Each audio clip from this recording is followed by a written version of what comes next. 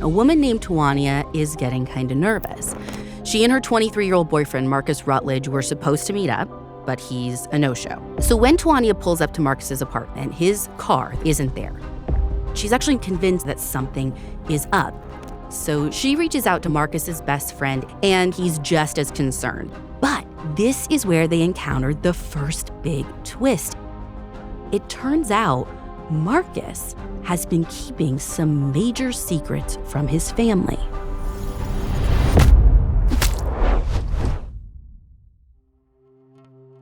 So it's the afternoon on Monday, June 8th, 1998, and a woman named Twania is getting kind of nervous. She and her 23-year-old boyfriend, Marcus Rutledge, were supposed to meet up, but he's a no-show, not even answering his cell phone. She's like calling him, but she's just not hearing anything back. And when's the last time she spoke to him? So it actually hasn't been very long. I mean, he had spent the night at her place and then took their 2-year-old daughter to daycare at around like 10 o'clock that morning. And they've even honestly talked on the phone since at like 1:30 that afternoon. So truly, very little time has passed. It might not even ring alarm bells for some people. But the thing is, this is totally uncharacteristic of Marcus not to answer his phone. And if he did miss a call, he would get back to whoever tried him like ASAP. So right away, she knows in her gut that something just doesn't feel right. So she reaches out to Marcus's parents, David and Geraldine, known as Jerry. And she's just trying to see if like they have heard anything from him. They're not local. They're in Southeast Michigan, while Twania and Marcus both live in Nashville, Tennessee. Marcus had actually moved to Nashville to attend Tennessee State University, TSU. But even with the distance, like his family talks to him pretty regularly. So Twania is hoping that they might know where he is. But it turns out they haven't heard from him either. Now, according to what his dad David told our reporter Nina, when he got that first call from Twania, he understood her concern. Like Marcus going MIA, even to him, is unheard of. But he tries to reassure her at first. Maybe Marcus just got held up somewhere. It'll be fine. Just like give it a beat. Right. But Twania says that she wants to go to Marcus's duplex apartment to just check on him. So David tells her like, okay, just like keep me posted. And meanwhile, he and Jerry start making a series of unsuccessful calls to Marcus themselves, trying to reach him. So when Twania pulls up to Marcus's apartment, his car, this red 1995 Plymouth Neon, isn't there. But instead of that reassuring her, like, oh, he's just out for some reason, she's actually more convinced than ever that something is up, and she needs to get into his apartment. Now, even though they've been together for a little bit, it doesn't look like she has a key to his place. So she devises this plan to call Marcus's best friend, Athan Gibbs Jr., who basically helps her just break into the place. That feels like a pretty big leap. I guess. I mean, I think it's the unanswered phone calls. They're just, again, I can't. It's so unlike him. So unlike him. Even when she calls Athan, like, he doesn't think she's overreacting. He's just as concerned. So when Athan gets there, he and Twania break in through a back window. And what they find inside just kind of confirms for them that they made the right decision, because even though there's no sign of a struggle or foul play, Marcus's Rottweiler is shut in his bathroom with no food or water, except like the water in the toilet. Oh. And they can tell that he's been there for a while because he had eaten part of the bathroom carpet. And they know that Marcus would never leave his dog like that, not even for a short amount of time, let alone for however long it took this dog to start chewing on the rug. So there's no indication that Marcus was planning for any kind of trip, right? Like his clothes are still there. There's no bag or suitcase that's packed or even missing. Like nothing is standing out to them. So with David and Jerry's encouragement, Twania calls the Metropolitan Nashville Police Department that very night. And an officer comes to take a missing persons report. Now, initially, he gets some basic details about Marcus. He puts out a bolo for his car, which should stick out because, like, it has, not only is it red, but, like, has Michigan plates It's still. not local. Right. Now, even though there is nothing in his apartment that is obviously out of place, like it doesn't appear that he was even robbed, nothing like that, David told us that something was taken from Marcus's apartment that day that police do kind of check out. So Marcus's landline phone was taken, but there's no mystery about who took it. It was Twania. Why? She says apparently it was her phone and she wanted it back? ? Why did police let her take anything? I don't know. I don't know if they didn't realize that she even did at first. Like, we actually got to speak with Nashville cold case detective Matt Filter. He is the one heading up the investigation now, although he wasn't on the force when this all started. But he told us that Tawanya actually took Marcus's caller ID because apparently she wanted to look for numbers that she might recognize. Like, I don't know if the caller ID is like built into the phone. I don't know why she would take it instead of telling police. I was gonna say, but couldn't she have checked it right there at the apartment? I know, this part like doesn't totally add up for me, but for whatever reason, she took it with her. Police do, though, get it back from her pretty quickly, like once they realize, but it's useless to everyone because Detective Filter says that when she unplugged it at Marcus's house, all of the numbers were automatically erased. It's like factory reset. So if she was trying to see something, that information is now gone. And that's just one of the things weighing on David and Jerry's minds as they make the 500-plus mile drive to Nashville the next day. So when they arrive, Tawanya's house is their first stop. Now, Tawanya isn't a stranger to them. On like a past trip to Nashville, David and Jerry had taken her and Marcus out to dinner. But this time, they're not here for a friendly visit. Like, they want answers from her. Yeah. But Tawanya tells them she has no idea what could have happened to Marcus or where he might be. And the only person she can think of who Marcus spent a lot of time with is Athan. So Marcus's parents arranged to meet up with him at their son's duplex. But he doesn't have any insight to share either. He says he is just as lost as they are, and he wants to help them find Marcus any way he can. However, David and Jerry can't help but notice that their son's friend seems awfully nervous. Like he's literally sweating, he can't sit still, and there's just this uncomfortable energy that is like vibrating off of him. Had they ever met Athan before? So they actually know him pretty well because up until a few months ago, Athan and Marcus shared an apartment. They were roommates. But like Marcus had recently decided to get his own place, so he moved into this duplex that they had now looked at. Did anything prompt that move, or was it just like kind of growing up, wanting your own space? Yeah, I think you can call it that. I think the two just had like roommate issues, but stuff that like two people who live together might encounter, little things that just like get under your skin. The reason you and I have never lived together. Preach. Marcus had, I guess, vented to his family about Athan. He's messy. His bills weren't getting paid on time, like that kind of thing. Mm-hmm. But even after Marcus moved out, he and Athan stayed really close friends. So like there is no bad blood between them. And honestly, Marcus's family had always liked Athan. He is a respectful guy from a good family. They never had any cause for concern about Marcus being around him. And even now, they're wondering if his reaction is maybe just because of the circumstances. I mean, his best friend is now missing, seemingly vanished into thin air. But Marcus's sister Felicia notices the same strange vibe when Athan takes her driving around to look for her brother's missing car. She's like, Athan's acting tense. He's not saying much, like other than like suggesting places where they should maybe look for the car. He's saying that he's worried about the whole situation.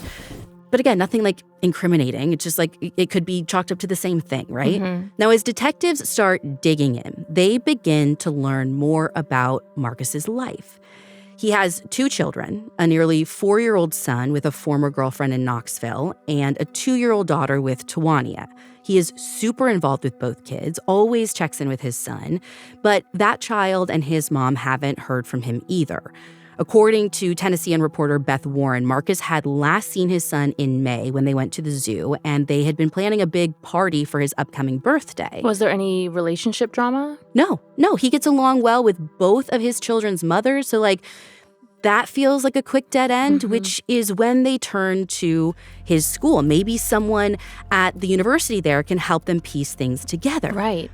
But this is where they encountered the first big twist in their investigation. It turns out Marcus has been keeping some major secrets from his family.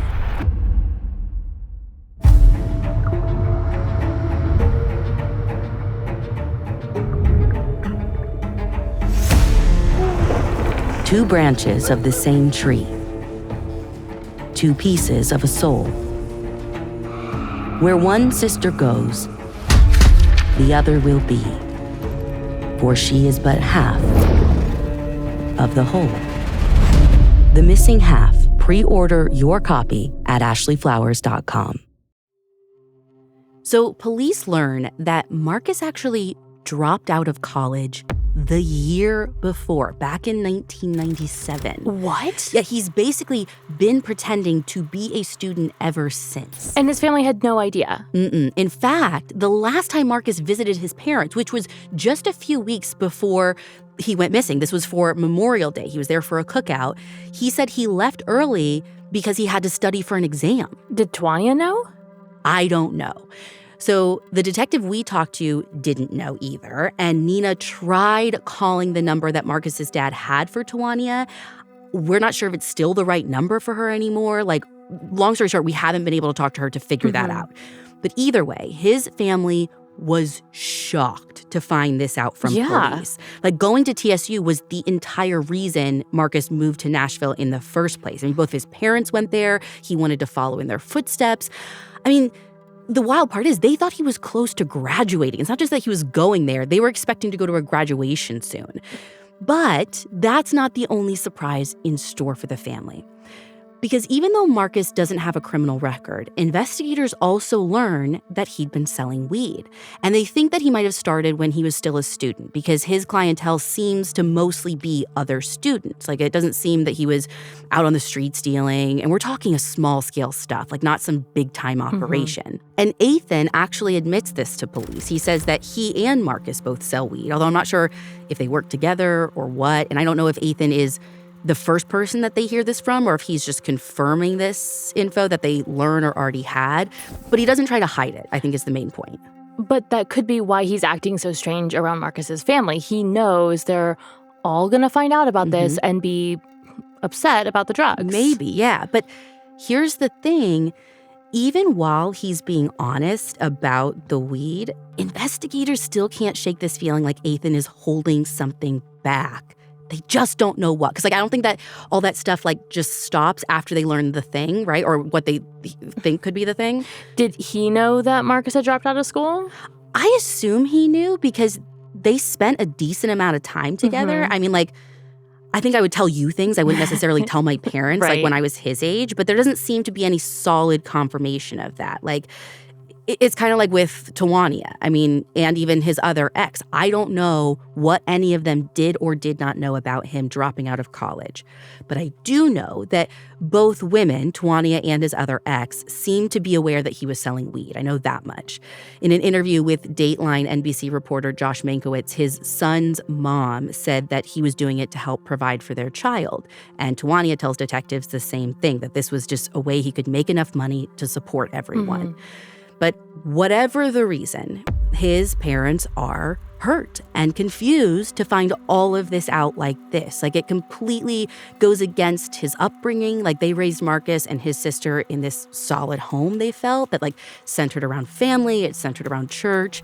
David is actually an elected official. Jerry is an elementary school teacher. So, like, selling drugs, lying about being in college, all of this is the last thing they expected from their son. However, speaking of secrets, this wasn't the only time Marcus had kept a big one from his parents. They actually didn't know about their grandson until he was born. And Marcus was only 19 at the time. And I don't know how, like, churchy they raised him, but I can see that maybe being a reason why he hid it. Yeah, I mean, I think he was probably just afraid that David and Jerry would be disappointed in him, right? And that's probably the reason he kept the school thing to himself. Like, the disappointment that, like, he's not only is he disappointing them, but he's already disappointed them. So it's like one more thing. Right. Had they noticed any changes in Marcus's behavior, like looking back, like knowing or finding out about all this now? So at that Memorial Day cookout I mentioned earlier, his sister Felicia thought that he seemed unusually stressed. But when she asked him about it, he just said that he had a lot going on in Nashville. He didn't really elaborate. And as far as his parents knew, everything was fine. Like, you can chalk stress up to the finals he said he was going to go study for. Schooling, yeah. Right. So you can imagine how overwhelming this is for his family. They are already dealing with him being missing. But then to discover that he was living a life they really knew nothing about, it was a lot. And David told us it's like walking through a nightmare. And as investigators dig deeper into Marcus's life, more concerning details emerge. He had gotten into a couple of altercations. One reported to police when it happened, about a year before his disappearance, and then another just a few months before he went missing. Both incidents were apparently related to him selling weed, although Detective Filter won't share specifics about those altercations. Were there people after him? Like, was anybody, like... Not that investigators can tell. I don't think there's anyone specific, or if there is, they're not sharing that. It seems like from everything they look at, they can't find any immediate dangers in his life. No one is saying Marcus owed them money. No one has been making threats to him. But they do discover something interesting. Back in mid-May, Marcus, they find out, had rented a car for 10 days. And this stood out because they know that he didn't get into an accident or anything. So it doesn't look like his own car was out of commission or anything. So why rent? Right. Now, did he drive back and forth from Nashville to Knoxville a lot to see his son? That's 360 miles each trip. Maybe he didn't want to put the miles on his car. But Detective Filter pointed out an alternative possibility. He says that when you're doing something illegal, you might not want to use your own car to do that. But they don't know if he was doing something illegal with the car or what he was using it for in those 10 days. They truly just have no idea. Right. He just had a rental for 10 days. Right. So they find that out. But then beyond that, not much turns up. There is a recent traffic ticket, some receipts from a car wash, nothing that points investigators in any real direction. So here you have this devoted father who has suddenly stopped checking in with his kids, which seems completely out of character. But they've also just learned that he's been living this whole other life that his family knew nothing about. And they really can't tell if he left on his own or if something happened to him. But their thinking starts to shift on Tuesday, June 30th. That is when a maintenance man at an apartment complex more than 20 miles from where Marcus lives spots Marcus's missing Plymouth. And this guy tells investigators that this car has been sitting in the same spot at Riverwood Apartments for at least a couple of weeks. Why is he just calling about it now? Well, according to David, the guy contacts police because he saw something on the news about Marcus's disappearance and the car. So maybe he had only just realized. I mean, again, it's not anything bad about this car. It's just kind of been there. And then once they make known what car everyone's looking for, he's like, oh, that's the car. Does Marcus know someone who lives at this complex? No, so that's the thing. As far as anyone knows, Marcus has zero connection to this complex. And while investigators don't find any signs of violence in the car when they look at it, there's no blood or anything like that, the fact that it's just sitting there, abandoned, makes them think something bad must have happened to Marcus. I mean, if he wanted to take off and start a new life, how's he going to get there? The car is the thing you need, right? Or if you're going to leave your car behind, just leave it parked at your place. Why drive 20 miles and then ditch it at this random apartment complex? Right. And what's even more wild is apparently someone had been driving the car around. The maintenance man tells detectives that he saw this middle-aged guy occasionally using it before it was left there for good around mid-June. So somebody who was definitely not 23-year-old Marcus. Now, Detective Filter says that they never identified who this mystery driver was, but he also says that there could be explanations that don't necessarily include this driver being the one who did something to Marcus. He says, there is a world where someone could have just handed this person the car without telling them anything about Marcus. Could have been someone who didn't realize what they were driving around until they had, found out it belonged to a missing person. And then when they did, that's when they left it there and didn't go back for it. I mean, was it locked up? Were the keys there? It wasn't locked. Okay. But Detective Filter couldn't find anything in the reports that indicated if the keys were in it or not. And the maintenance man had no clue who the driver was, by the way, hence the vague description. And this is a guy, the maintenance guy, he's around a lot. And he's right. I don't recognize him. I hadn't seen him around before. No idea why he was in the complex at all. But it makes you feel like the driver had to have lived there or was close to someone who did live there if he was at the complex back and forth a couple times. He was there and then he wasn't, and then he You would think, but all I know is that according to David, police canvassed the complex, and that didn't lead them to Marcus or to anyone who knew Marcus. Yeah, but what about the people who knew the driver? I know we don't know who he is, but, like, he doesn't live there, but that guy has to have a tie there. To me, it's a chain, right? Like, the person in the complex leads you to the driver leads you to who gave him to the car. Right. And, like, that goes all the way back to Marcus and why he doesn't have his car and where he is. And if they did have something to do with it, right, and it's not just, like, a car that was given to them, or even if, again, they now know it belongs to a missing person, like, I don't think they're going to be, like, fessing up to knowing him, right? Right. I don't know. So it's possible. All the things are possible. It's also possible that the canvassing they did was just light. Again, maybe people were lying. Or option C, that I just truly don't know. But they're hopeful that now that they have the car, maybe they can find the driver another way. And maybe through forensic evidence. So police have the Plymouth towed to their lab, and inside they find a gun that's tucked under the driver's seat. Now, is this more evidence of Marcus's double life? Like, did the gun belong to the person who was driving the car? Did it belong to Marcus? Like, couldn't tell you because it doesn't look like the gun was actually registered to anyone. Though it seems like from, what we learned from Detective Filter that everyone assumes the gun was Marcus's. They also managed to lift 2 fingerprints from the car, one from inside the driver's side window, and then another from a rented VHS tape that they find in the car. Now, the print from the tape leads nowhere. The detective told us they confirmed it belonged to an employee at the video rental place, which is like, give me an older sentence. Right. And the fingerprint on the window, they eliminated. They eliminated Athan and Tawanya as the sources of it, but they didn't eliminate anyone else. They couldn't determine who it belonged to.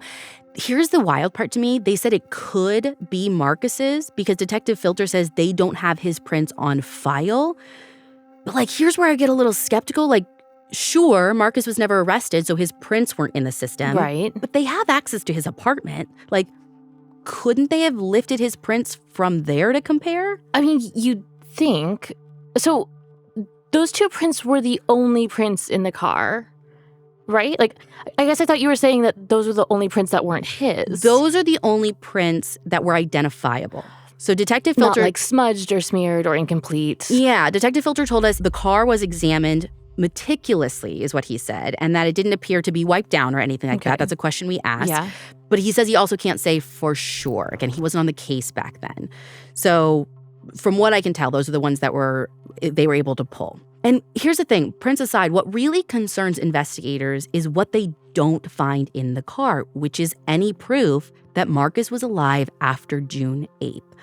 All of the receipts, everything in the car predates his disappearance. Meanwhile, so they find this. Marcus's family is back in Michigan at this point, trying to process their new reality.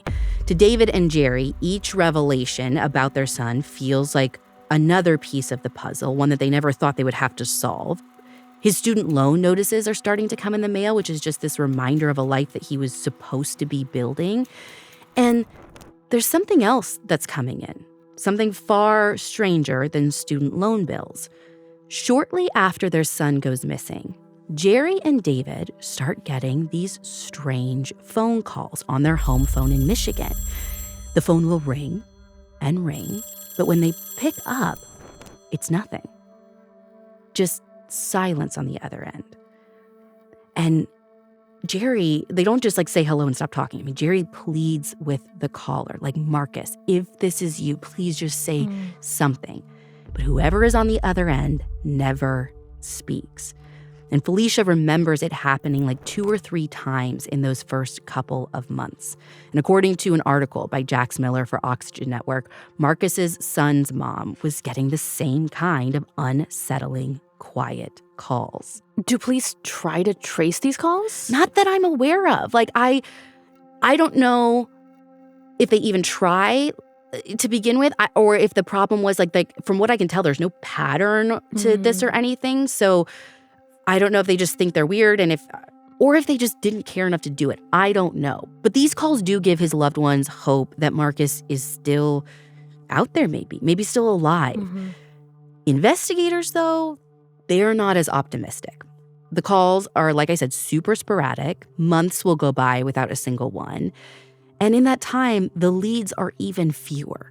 So almost as quickly as it all begins, the case goes cold. Police don't have enough to work with, no real trail to follow. All of the fragments that they've uncovered about Marcus haven't even fit together into any kind of coherent picture. No one they speak with seems to have the whole story. Well, almost no one. They're still pretty sure that Athan knows way more than he's letting on. Maybe he doesn't know exactly what happened to Marcus, but Detective Filter believes that he had some idea of what happened or who might have been involved. Because even though he was upfront about, selling weed, for whatever reason, after that and beyond that point, it appears that he kind of just shut down. And while it's possible that given time, he might have decided to share more, that is a chance that he doesn't get. Because little do detectives know, they are about to have a new case to work. And their victim will be Athan.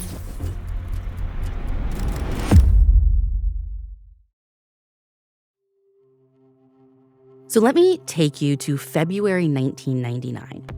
By now, Marcus has been missing for about 8.5 months, and the case is at a complete standstill. Investigators are convinced that Athan knows more than he's letting on, but he's not talking. Now, around this time, Athan is tied up with someone new, this brand new roommate of sorts, this guy named Charles D. Brown Jr. And this new arrangement is raising some eyebrows, especially with Athan's brother, Jonathan. Jonathan has been staying with Athan, but as soon as Charles moves in, Jonathan's like, I'm peacing out for a bit. Like, he just wants to get away from the guy because Charles is one of Athan's closest friends, but Jonathan has never approved of him. He didn't think that Charles was the type of person his brother should hang out with. And there was definitely reasons for concern. So according to articles in the Tennessean by Kirk Loggins and Kathy Carlson, Charles had pass arrests for aggravated assault, unlawful weapon possession, and selling and possessing weed.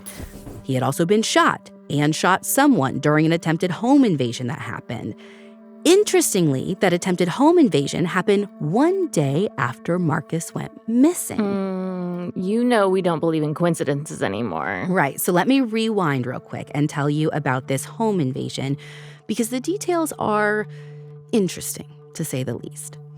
So in the morning on June 9th, 1998, 3 or 4 masked men broke into Charles's apartment. And at the time, he was living with his girlfriend and 2 young children. And everyone was home when the intruders broke in. They demanded money, and then they started shooting. They're like spraying bullets everywhere with at least 2 guns.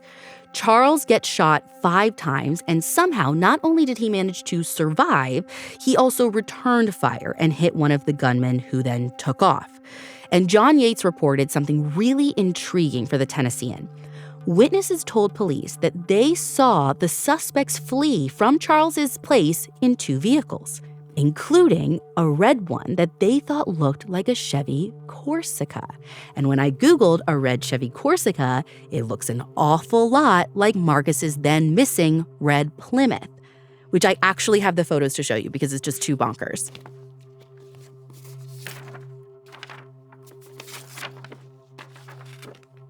Okay, so this one is the Corsica, and this is the Ashley. They're like identical. They're kind of like the same car. They definitely look incredibly similar. I mean, like if you weren't like a car person, right, or like not even a car person, but like you knew your makes and models, you could easily mix those up. Especially if you're just like an eyewitness to something and say like, yeah, I saw a guy in a red car. It looked a little bit like this one. Right. Either of those cars. Right. So one of the 2 cars in that whole thing was this. Anyway, within an hour of the home invasion, a man named James Cowan shows up at the hospital with multiple gunshot wounds. Cowan tells police some story about getting shot from a car, but court records show that the bullet recovered during his surgery matched a gun that the shooters left behind at Charles's apartment. So I'm guessing that Cowan was hit by maybe friendly fire during the chaos, because again, it didn't come from like Charles's gun. Supposedly it was a gun left behind. Now, this Cowan guy was no stranger to detectives. He was actually a potential suspect in 6 homicides. Oh my God. Yeah, as far as I can tell, Cowan was never arrested for murder. He was, however, arrested and convicted of attempted first-degree murder, especially aggravated robbery, and aggravated burglary for the home invasion on Charles. And he was sentenced to 6 decades in prison because of the violent nature of the crime and his extensive rap sheet, which included multiple drug-related felonies. Now, in connection to all of this, Charles wasn't arrested since he was acting in self-defense, but investigators didn't believe that Cowan and the crew he came with just randomly chose Charles's house to rob. Did they arrest anyone else in connection to it? I mean, it was more than one person, right? It was, but as far as I know, they didn't arrest anyone or charge anyone except for Cowan. Did they recover the gun used to shoot at Charles with? So that's not totally clear from the court records. They say they recovered 2 guns. They recovered a 9mm found in the backyard, and they had Charles's gun, which is a .357 revolver. But there were at least 3 guns involved because according to testimony, at one point during this struggle, an accomplice of Cowan's threw him a quote-unquote big gun when the first gun that he was using ran out of ammunition. What about the gun in Marcus's car? Well, so at the time this is happening, I mean, they're not going to find that for weeks. Right. But when they do find it, I know that they run the bullets through their database to check for links to other crimes, but nothing comes up. So I don't think that gun was used in this. Okay. If that's what you're getting at? Yeah. Okay, so that happens. Now let's jump back to February of 1999. According to Kirk Loggins, on the 18th, Athan informs his brother that Charles is going to crash with them, right? And so this is when Jonathan's like, don't like this guy. I'm going to peace out. A couple of days after that, Athan tells him that Charles was, quote unquote, going crazy. Like, apparently he was super paranoid. He was saying that his girlfriend was trying to have him killed. Jonathan had the exact right idea getting out of there. But it's not like Jonathan moved away. I mean, I don't think Charles was supposed to be a permanent fixture. He just needed to crash for a couple of days. So the night of Tuesday, February 23rd, Jonathan comes back to the house. And when he pulls up, the door to the duplex is wide open. And when he makes his way inside, there on the floor, he sees his brother Athan's body, stiff and cold. He had been shot multiple times. Now, police believe that Athan was actually killed days before he was found, sometime before noon that past Sunday. They also think that there might have been more than one weapon used, and shell casings that they find appear to be from a .40 caliber gun. Now, they don't see any signs of forced entry, although they do notice that something is missing: Athan's white Pontiac Grand Am. But the next day, someone spots this vehicle in Nashville's Inglewood neighborhood, which is like 18 miles from Athan's apartment, and they recognize it from the news reports. This is feeling too similar. Right? And Athan's aunt tells Kathy Carlson that his family doesn't know of any connections that he has to that area. Of course. Now, obviously, the biggest difference between Marcus and Athan's cases are that Athan's is clearly a homicide. He's been found, while Marcus is still a missing person. Right. And while detectives are still basically in the dark about what happened to Marcus, they've got a pretty good theory forming about who might be responsible for Athan's murder. It's got to be Charles. Yeah, and mostly because an Inglewood woman IDs him as the guy that she saw leaving Athan's car on her street the day before his body was found. Wait, how old is Charles? I'm wondering if he could have been the one seen driving Marcus's car? No, they thought that guy was middle-aged. Charles is like Marcus's age, so like 23. Early 20s, okay. Right. But still, police can't ignore how sketchy his behavior gets. Kirk Loggins reported that Charles skips Athan's funeral and completely ghosts police when they try to question him further. A friend who hung out with Charles and Athan over the weekend tells investigators that Charles was seriously worried about his own safety, possibly because of that home invasion that we talked about. Now, Charles was apparently so convinced that someone was after him that he was wearing a bulletproof vest around, and he had at least 2 guns in his SUV, including a .40 caliber, like the shell casings found at the scene. So, talking or not, they do have enough on him to charge him with Athan's murder in early March. And after a few days on the run, he ends up turning himself in. Hold up. What's the motive? Charles got paranoid and then just snapped on Athan? No, so not likely. Detective Filter actually refers to Athan's murder as drug-related because he believes that Athan was selling weed when he was killed, so he was wrapped up in what could have been a dangerous crowd. Although if he was, he was clearly keeping some secrets of his own from certain family members because his aunt says that Athan was working as a tax consultant at his father's income tax business. So I don't know that they're connecting it to Charles's paranoia, or if they're saying the paranoia is separate and Charles did it because it was a drug thing. I don't know. It's a little convoluted and muddy. Mm-hmm. Either way, at first, investigators suspect that there could be a connection between Athan's murder and Marcus's disappearance. And when the Rutledge family hears about Athan's death, they can hardly believe it. Marcus's sister, Felicia, is devastated because in her mind, Athan was the one person who could fill in maybe someday all the blanks about her brother, and now he's gone.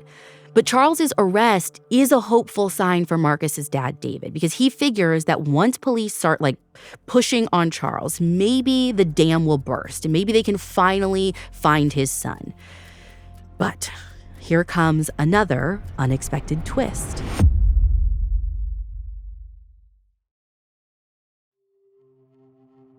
I wish I could tell you more about what investigators learned from Charles. But there is not much info available. We know that a preliminary hearing is held later that March. Charles is emotional. He's sobbing at times and shaking his head throughout the proceedings. The judge finds sufficient evidence to send the case to a grand jury. But it doesn't look like Charles is ever actually indicted. Or if he is, the DA decides not to pursue it because the murder charge just disappears. What? How? I guess there just wasn't enough to move forward. The headline for Kirk Logan's article about the prelim was literally hearing short on evidence in Bellevue slaying. So the evidence presented by the state, we know was mostly circumstantial. Mm-hmm. They had witnesses who could talk about Charles's behavior. They could talk about the fact that he had guns, but they couldn't actually connect him to the murder itself or even, like I said, establish a clear timeline or motive. But I thought his gun was used to kill Athan. No, he just had the same type of gun as the one used to kill Athan. What about that witness who ID'd him dropping Athan's car, though? Not enough. Detective Filter thinks that the DA, in the end, just wasn't confident that they could get a conviction, so they just dismissed the charges, probably hoping that they'd be able to build a stronger case later. But for whatever reason, that never happened. Athan's murder is still considered unsolved today. And when it comes to any connection between Athan's murder and Marcus going missing, while there might be some witness overlap between the investigations, police say they've never been able to establish any direct link between the two. Though it's interesting, Detective Filter says that as far as he can tell from the case file, investigators only really looked at Charles. There's nothing showing that they ever dug into Cowan or his associates in connection with Marcus's disappearance. And then when we asked him about it, he told us, yeah, that's an angle maybe worth exploring. Which, yeah. But no one has in, about 3 decades? No. To me, the timing alone. The home invasion a day after he went missing, not to mention the red car stuff. I know. It definitely raises a couple of questions at least. Right. Plus, we know that Cowan was already being looked at for other violent crimes at that point, right? So I don't know. We'll have to see. We'll have to wait and see if Filter pursues that lead. Oh, and we actually did try and get in touch with Cowan, who was actually released from prison more than a decade ago and is out there on parole, but we couldn't reach him. And Charles, who has been in and out of lockup over the years for various crimes, he is in prison now on drug-related charges, so we couldn't make contact with him. Now, whether or not any of these guys were involved, police still believe that Athan knew more than he let on, and that he took some secrets about Marcus's disappearance to his grave. Do they have any theories about where Marcus could be? As similar and connected as these cases seem, it stands out so much that Marcus just vanished while Athan was just shot and left in his home on the floor. Why the difference? Well, they don't have any theories on a connection because they can't prove the cases are connected at all. So, like, without that link, you can't even build upon that, right? Like, they're just stuck. So that was pretty much it. Like, years pass, tips aren't coming in, media coverage is minimal, and the case just sits there. But around 2010, something significant does happen. The Rutledge family learns that Marcus had another big secret. They find out that he had a daughter. With who? Tawanya. Like, another one? No. Britt, they never knew he had a daughter. How is that even possible? I mean, didn't investigators know? So they did. I don't know how this happened, but it looks like they never communicated that to his family, which, like, why would you, right? Like, maybe they thought, like, oh, surely they know about this grandchild. Yeah, there's no need to bring up something so obvious. Right. But, like, wouldn't it come up when the police were getting basic information? Like, if his parents had mentioned their grandson, wouldn't someone have said, like, oh, and what about your granddaughter? You would think, but it didn't happen. And I guess, like, the part that I can't get over is, like, the fact that Tawanya never mentioned it either, which makes you wonder, like, what other secret she had? Because that feels like a secret. It doesn't feel like something that just, like, gets missed, right? Like, they have dinner with her before. Yeah.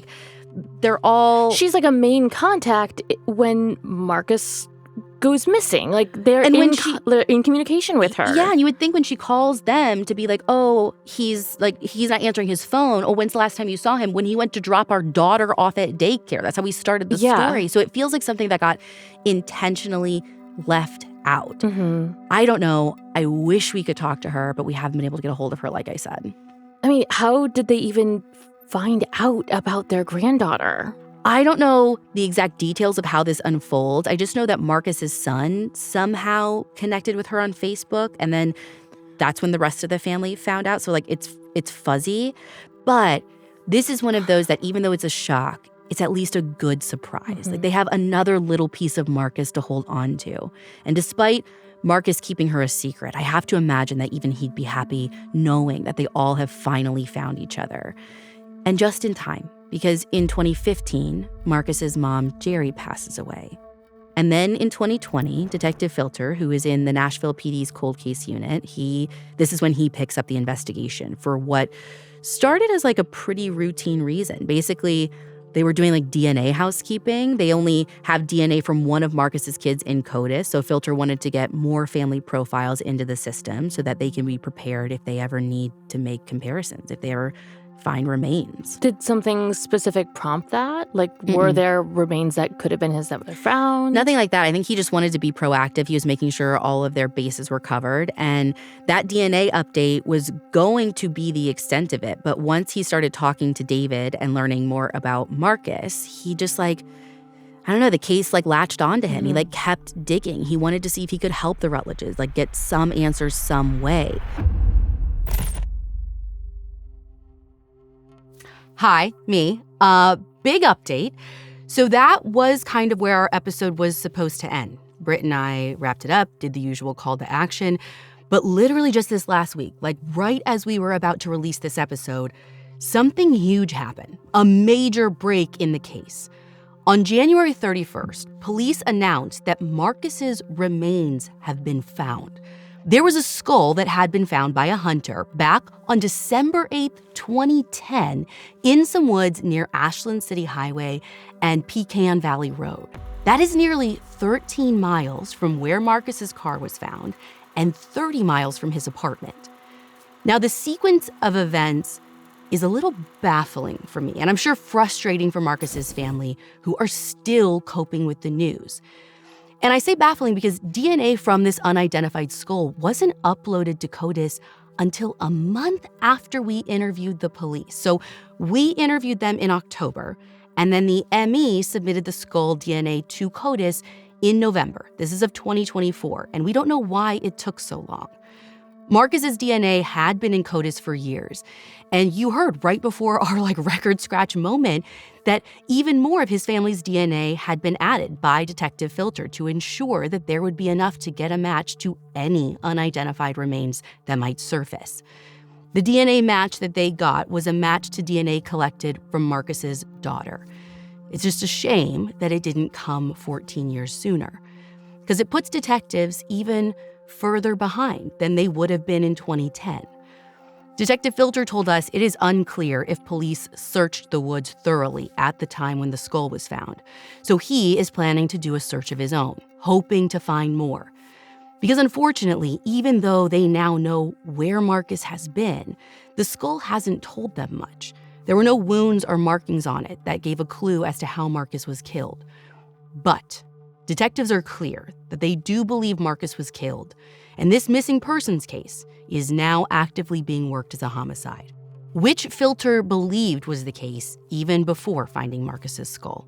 He believes that Marcus's involvement in selling weed likely played a role in his death. The problem is, even after this major breakthrough, police still have not gotten a single solid lead. I'm not kidding you, not even one. And Detective Filter doesn't think this case is going to be solved by science. What they need is for someone who knows the truth to finally start talking. Now, Marcus's family, they were holding out hope for so long that he was still alive. Like, they held out that hope till the very end. It's what our whole ending was about. So this news was devastating to them. But maybe now that everyone knows where he was and where he was found, it could help connect some of the dots about what happened in those crucial days after June 8th, 1998. They are convinced someone out there knows exactly what happened to him. And maybe you're that someone. So if you have any information about the death of Marcus Rutledge or even Athan's murder, contact the department's Crime Stoppers Division at 615-74-CRIME. That's 615-742-7463. You can find all the source material for this episode on our website, crimejunkiepodcast.com. Make sure you hit subscribe, follow us on our socials, and we will be back with more episodes here on YouTube. But also, you can find hundreds of episodes on our podcast feed. Just search for Crime Junkie wherever you get your podcasts.